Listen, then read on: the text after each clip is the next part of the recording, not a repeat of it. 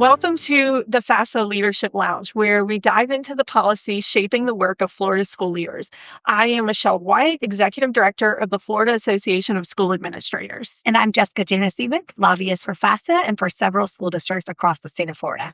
Well, Jessica, instead of saying welcome to this episode, maybe we should say welcome back. We're episode 1 of our 3rd season, and just so excited to continue to share this work, and thankful to all of our listeners that continue to promote and share the podcast with their friends and colleagues. Yes, thank y'all so very much. And this season, we have some fun surprises for you. There'll be more interviews than we've ever had before. We're going to take deeper dives into topics of interest from those of you, our listeners, that you have shared with us. And at least for the first part of the season, we're going to focus heavily on the upcoming election. There has certainly been quite a lot of talk, and oh my gosh. But let's not get too far ahead of ourselves, because we just had the primary election last week.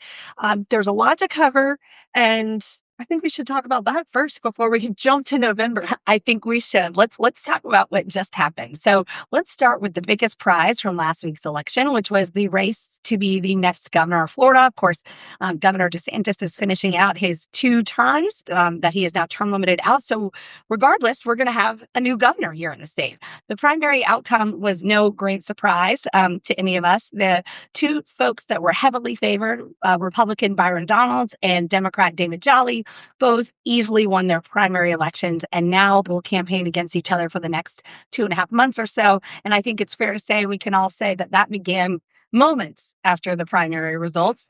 We already saw the 2 of them starting their general election towards each other. That's right. And so as this election appeared very much as like a formality, there's a good chance to cut the field of candidates down from 29 to a much more manageable number. There's still a number of third-party and write-in candidates on the ballot, but as in previous elections, the other candidates aren't expected to be as much of a challenge. We will definitely discuss the 2 main candidates for governor in detail in a future episode. But first, let's talk about some of the other items that were on the ballot that will impact all Floridians. First, let's look at the primaries for some of the governor's cabinet positions. In the race for Commissioner for Agriculture, incumbent Milton Simpson won easily. He's going to take on Joey Mendoza Atkins in November. Atkins is a trial lawyer and a self-described sports agent. He had a very small campaign budget, but he almost doubled the number of votes cast for his opponent. There will also be a write-in candidate for this position, Kyle Gibson. Right. And the race for our chief financial officer could be very interesting, with incumbent Blaise Angola facing former Democratic State Senator Annette Tato. Both candidates won their primaries easily. These candidates have been in politics for quite some time, and each has a fairly sizable number of endorsements and contributions. This race could be very fun to watch and see what happens. And also up for election is our Attorney General's seat on the cabinet. And both of those candidates had no opposition for the primary. So incumbent James Utmeyer will face Jose Javier Rodriguez as a former state rep and assistant U.S. Secretary of Labor in November. That was a lot to start with, but we certainly have more to go. A lot of the times, the winners in the primaries are no surprise, much like some of the races that we already discussed. But there were a few surprises that occurred during this primary. There was a little bit of a surprise in the race for the U.S. Senate seat. No, not Ashley Moody, who is the current senator. She was appointed by Governor DeSantis. She is the Republican nominee for the Senate. But the big surprise was that former State Representative Angie Nixon won the primary over Alex Vindman, who had raised $16 million to her about $1 million, which obviously that is a tremendous difference in amount of campaign cash. And she won it in a very big way. She earned 56% of the vote over Alex Vindman. And of course, there were some other folks, much like all of these other races. So some of the rest of the breakdown did go to a few other people, but that was tremendous and a big shock, I think, to say to most people who expected him to win just based on the amount of money that he'd raised. Yeah. And absolutely impressive win for Representative Nixon. And, it does seem like name recognition can really matter. Of course, in some other races, a former broadcast journalist, Ryan Elijah, upset U.S. Rep. Corey Mills in the Florida Congressional District 7 primary. Elijah will now face off against Bale Dalton, a Navy veteran captain and former chief of staff at NASA, for the right to represent the 7th District in Washington. Another congressional race that was a bit of a surprise was Congressional District 24, where Miami-Dade Commissioner Oliver Gilbert won in a 7-person Democratic primary, defeating someone that we know well, former state senator Seth Jones and Kendrick Mead Jr., among others. Also in South Florida, another familiar name to some of our listeners, former State Senator Daphne Campbell is going to be on the ballot in the general election to try to return to Tallahassee to represent House District 108. She is running to replace the outgoing Democratic Representative Donnie Joseph. That's right. So a couple of familiar names were successful last week and are moving on to try to get a new office on the Senate side of our Florida Capitol building. So House Democratic leader Fentrice Driscoll won the primary for Senate District 16, defeating Representative Michelle Rayner. This race actually had no Republican candidates. So Representative Driscoll will replace term-limited Senator Darrell Rouson in the Senate. Miami Representative Ashley Gant hasn't quite made it to the Senate yet, but she is projected to be the heavy favorite to succeed the outgoing former Senator Seth Jones that we just mentioned, who had to resign in order to run for that congressional seat. Representative Gant will now face Republican Elizabeth Jeanty in the general election for this traditionally very deep blue Northeast Miami-Dade seat. That's right.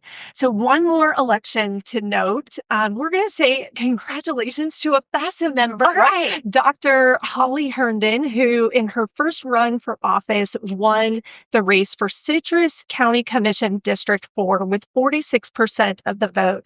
So congratulations from all of us, Holly. We know that you will do a great job. That is amazing. Congratulations. Love to see our FAFSA members on the ballot. That's right.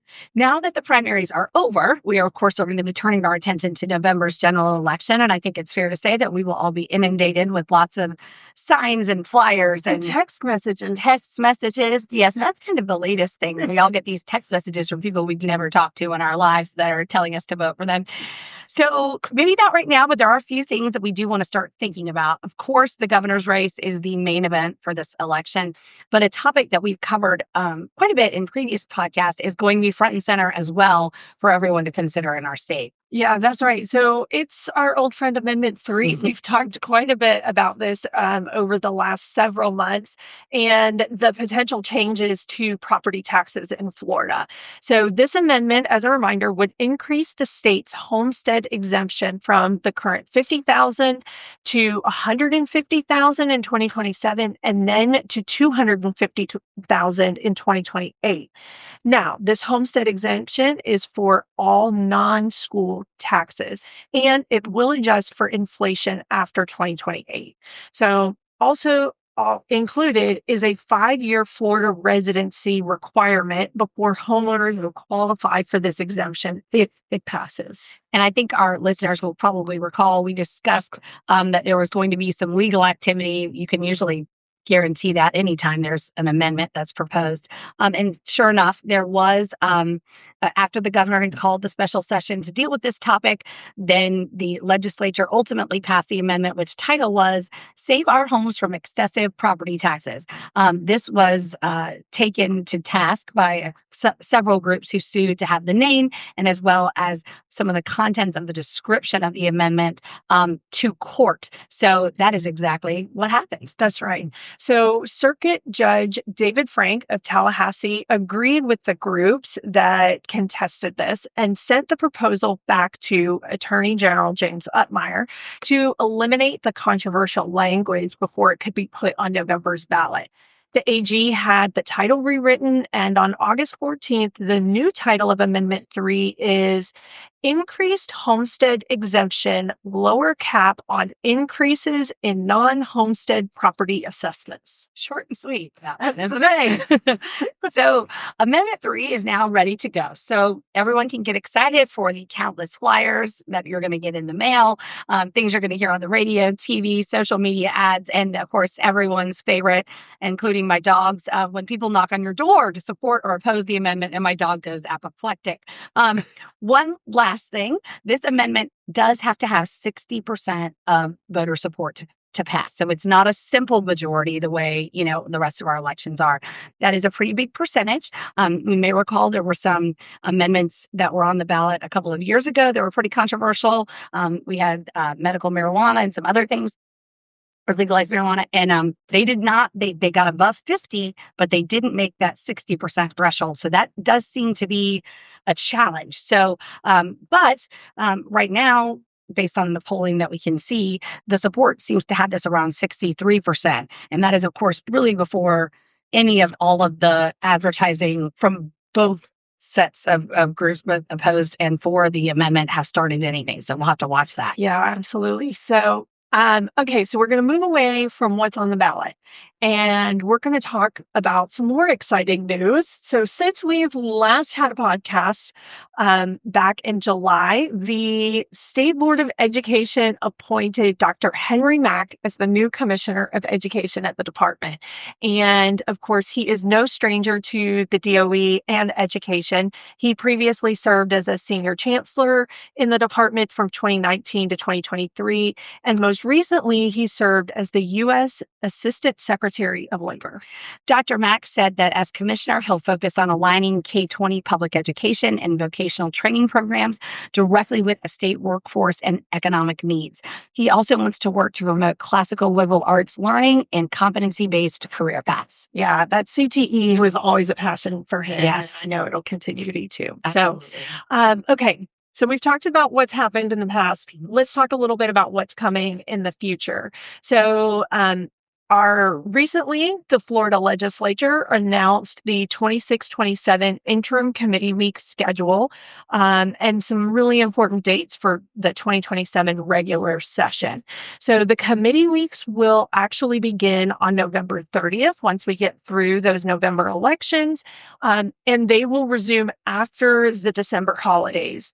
And then the next it'll be the 5 weeks in January, February, and then regular session will begin on March 2nd and is scheduled to conclude on April 30th. So what do we think? Do we think that there's a chance that session will actually end on time during this next year, since we've had 2 years of Should we place our estimates now? We should start a pool. A new governor, a new commissioner, a new legislature. You just never know. Never know. We'll never know. Maybe we can land the plane on time. That would be really nice for a change.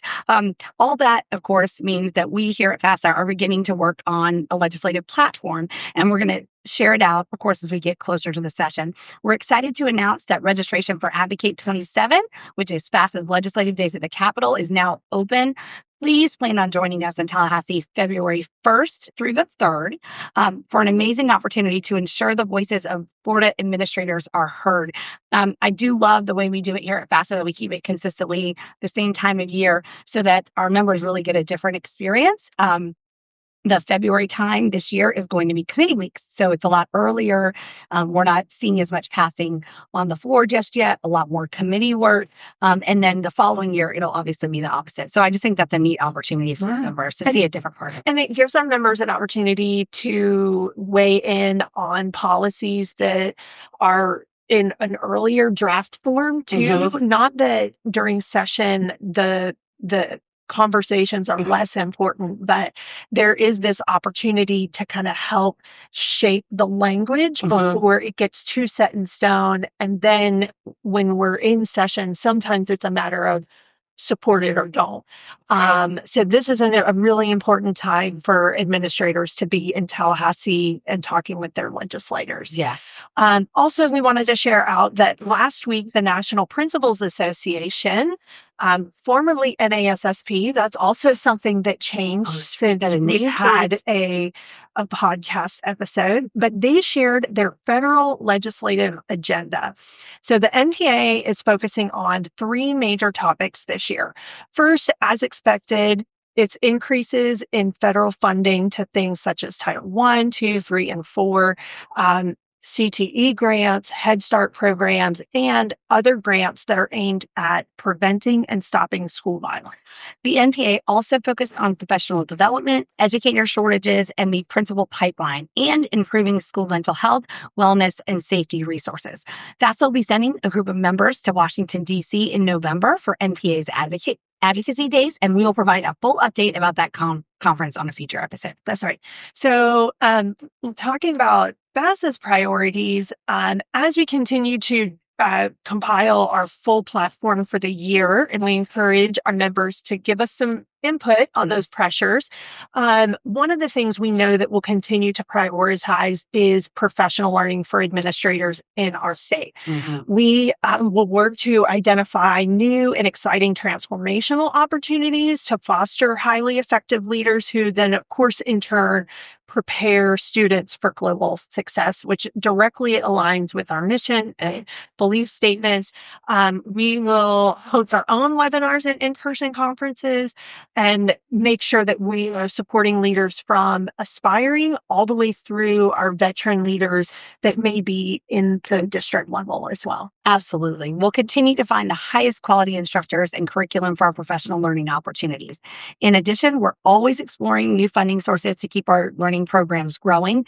We're incredibly excited for the future of education in Florida, and we're thankful that you are along for the ride with us. That is right.